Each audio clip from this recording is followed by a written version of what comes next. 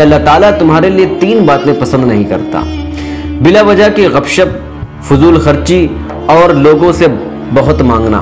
اسراف بیجا سے بچو، بیجا خرچ کرنے والے شیطان کے بھائی ہیں اور شیطان اپنے پروردگار کا بڑا ہی ناشکرا ہے۔ اسی طرح اور بھی تمام چیزیں ہیں جن کا دین سے کوئی لینا دینا نہیں۔ دوستو، اسلام کے کسی بھی تہوار میں ہردنگ نہیں ہے۔ جب ہم تیز آواز ڈی جے، بڑے بڑے ساؤنڈ اور لاؤڈ اسپیکر لگاتے ہیں تو ہم عذاب کے مرتکب ہوتے ہیں۔ چلیے ہم بتاتے ہیں ایسا کیوں۔ السلام علیکم ورحمۃ اللہ وبرکاتہ۔ اس خالق برحق کے نام سے جس نے اپنے نور سے نور مجسم صلی اللہ تعالیٰ علیہ وسلم کو خلق فرما کر نور ہدایت کا جامہ پہنایا۔ کروڑوں درود و سلام اس ہادی برحق پر جس نے معبود و عبد، خالق و مخلوق، حق و ناحق، جائز و ناجائز، خیر و شر اور حلال و حرام کا امتیاز بخشا۔ جنت کی بشارت، عذاب آخرت کی وعید، ایمان کی تربیت اور قرآن کی روحانی غذا پہنچائی۔ ناظرین کرام، ہم سب سے پہلے بات کرنے والے ہیں حضور صلی اللہ تعالیٰ علیہ وسلم کی ولادت پر۔ حضور صلی اللہ تعالیٰ علیہ وسلم نے ارشاد فرمایا، میں ابراہیم کی دعا، عیسیٰ کی بشارت اور اپنی والدہ کا سچا خواب ہوں۔ خالد بن معدان رضی اللہ عنہ کہتے ہیں کہ حضور صلی اللہ تعالیٰ علیہ وسلم کے اصحاب نے آپ صلی اللہ علیہ وسلم کے بارے میں دریافت کیا تو حضور صلی اللہ تعالیٰ علیہ وسلم نے فرمایا، میں اپنے باپ ابراہیم کی دعا اور عیسیٰ کی دی ہوئی خوشخبری ہوں۔ میری والدہ جب امید سے ہوئیں تو گویا ان کے جسم سے ایک روشنی نکلی جس کی وجہ سے سرزمین شام میں بصرہ کے محل روشن ہو گئے۔ اس روایت کو محمد ابن اسحاق بن یسار، جنہیں امام المغازی کا خطاب حاصل ہے، اپنی سند کے ساتھ بیان کرتے ہیں۔ یہ مجاز ان کو حاصل ہے۔ اس کو سیرت ابن حشام، تفسیر طبری اور مستدرک للحاکم میں بھی اسی سند کے ساتھ روایت کیا گیا ہے۔ اس کے علاوہ یہ بھی بتایا گیا ہے کہ آپ صلی اللہ تعالیٰ علیہ وسلم 12 ربیع الاول بہار کے مہینے میں سوموار یعنی پیر کے دن دنیا پر تشریف لائے۔ آپ کو بتا دوں، اصول الکافی کے 10ویں باب میں بھی 12 ربیع الاول ہی تحریر ہے۔ حضرت عرباز بن ساریہ رضی اللہ عنہ کہتے ہیں کہ میں نے رسول اللہ صلی اللہ تعالیٰ علیہ وسلم سے سنا، آپ صلی اللہ علیہ وسلم فرما رہے تھے کہ میں اللہ کا بندہ ہوں اور اس وقت سے خاتم الانبیاء ہوں جب آدم آب و گل میں تھے۔ بعض نے 9 ربیع الاول بھی لکھا ہے۔ احمد رضا خان فاضل بریلوی صاحب نے اپنی کتاب فتاوی رضویہ جلد 26 میں 8 ربیع الاول تحریر کیا ہے، اور حضرت غوث پاک رضی اللہ عنہ نے اپنی کتاب غنیت الطالبین میں 10 محرم تحریر فرمایا ہے۔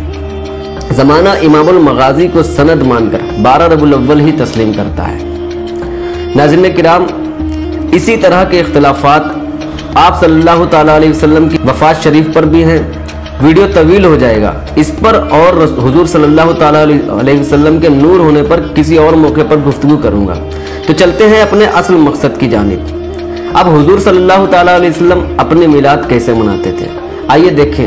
مسلم شریف کی حدیث نمبر 2750، ابو قتادہ انصاری رضی اللہ عنہ فرماتے ہیں، رسول کائنات صلی اللہ علیہ وسلم سے پیر کے روزے کے متعلق دریافت کیا گیا تو آپ صلی اللہ علیہ وسلم نے فرمایا، میں اسی روز تولد ہوا تھا اور اسی روز مجھ پر پہلی وحی نازل ہوئی تھی۔ یہ تو تھا آپ صلی اللہ تعالیٰ علیہ وسلم کا طریقہ اپنی یوم ولادت منانے کا۔ اکثر لوگوں کو بحث کرتے دیکھا گیا ہے کہ صحابہ کرام، تابعین یا تبع تابعین کا یا اہل بیت کا کیا یہی طریقہ تھا ولادت سرکار دو عالم صلی اللہ تعالیٰ علیہ وسلم منانے کا، جس طرح ہم آج منا رہے ہیں؟ دوستو، بخاری شریف کی حدیث نمبر 2812 اور سنن نسائی کی حدیث نمبر 3009 کے اعتبار سے جہنم کی طرف بلانے والی جماعت نے لبیک اللہم لبیک تک پر پابندی لگا رکھی تھی۔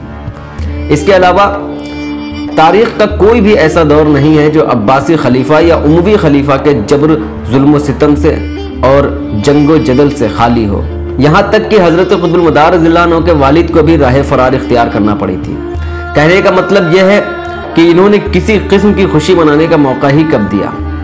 خیر، اب یہ دیکھتے ہیں کہ ہم کیا کرتے ہیں۔ ہم روشنیاں کرتے ہیں جو قابل تحسین ہیں، ہم سبیلے قائم کرتے ہیں اور ثواب لوٹتے ہیں، ہم جھنڈے لگاتے ہیں جو ہماری شناخت ہے، ہم اس موقع پر غریبوں کو گلے لگاتے ہیں، ان کی باز پرس کرتے ہیں۔ یہ عمل باعث برکت ہے جس کا اجر اللہ کے یہاں ہے۔ مگر جب ہم تیز آواز ڈی جے، بڑے بڑے ساؤنڈ اور لاؤڈ اسپیکر لگاتے ہیں تو ہم عذاب کے مرتکب ہوتے ہیں۔ चलिए हम बताते हैं ऐसा क्यों।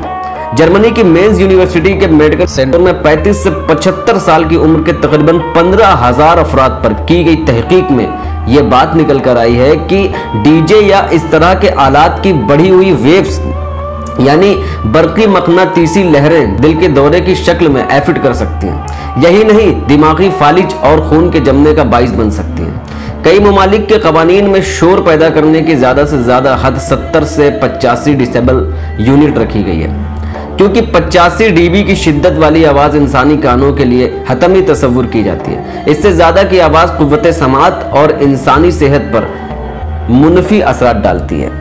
मुख्तसरन ये कि शोर आलूदगी एक्ट रूल्स 2000 के मुताबिक रिहाइश इलाकों में शोर की हद रात 70 और दिन में 75 डीबी मुकर्रर की गई है।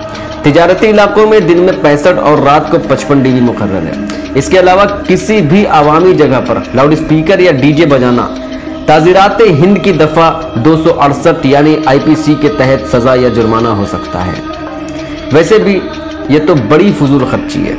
बुखारी की हदीस नंबर 1470 के हवाले से फरमाया रसूलुल्लाह सल्लल्लाहु ताला अलैहि वसल्लम ने कि अल्लाह ताला तुम्हारे लिए 3 बातें पसंद नहीं करता: बिला वजह की गपशप, फजूल खर्ची और लोगों से बहुत मांगना।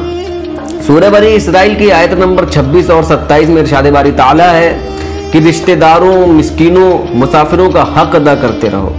असराफ बेजा से बचो, बेजा खर्च करने वाले शैतान के भाई हैं और शैतान अपने परवरदिगार का बड़ा ही नाशुक्रा है। इसी तरह और भी तमाम चीजें हैं जिनका दीन से कोई लेना देना नहीं। दोस्तों, इस्लाम के किसी भी त्योहार में हुड़दंग नहीं है।